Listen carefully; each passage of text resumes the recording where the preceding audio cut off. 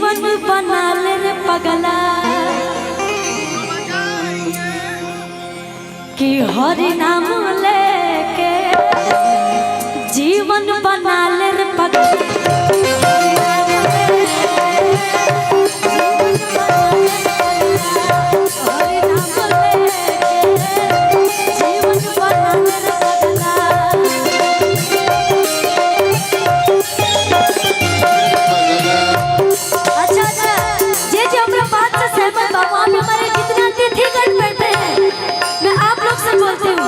अगर जो जो मेरे बात में सहमत है, आवाज नहीं आ रही है भैया, थोड़ा वोकल और बढ़ाइए और बढ़ाइए।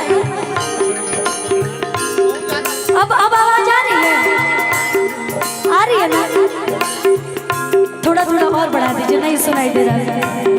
अच्छा, जीवन में चाहे कोई कितना हो भी आगे चल जाए, अंत समय में एक ही नाम याद आता है, क्या? हरि नाम लेके जीवन बना ले रे पगला।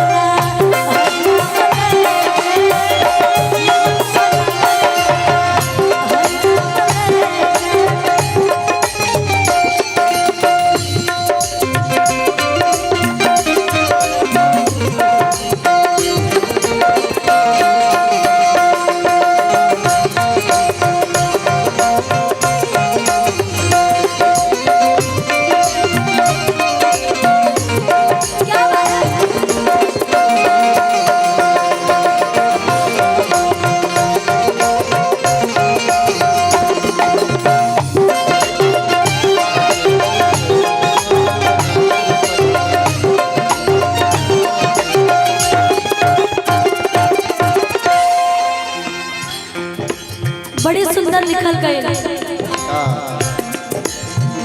हर के भजन न कइला, घर के न घाट के भइला।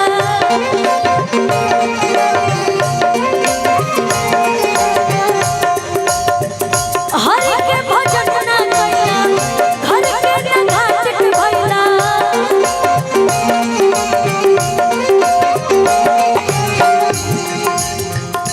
हर के भजन न कइला, घर के न घाट के बैठा। काहे की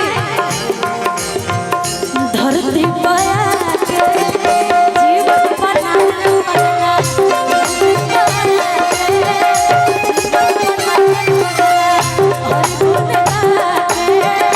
जीवन बना ले रे पगला।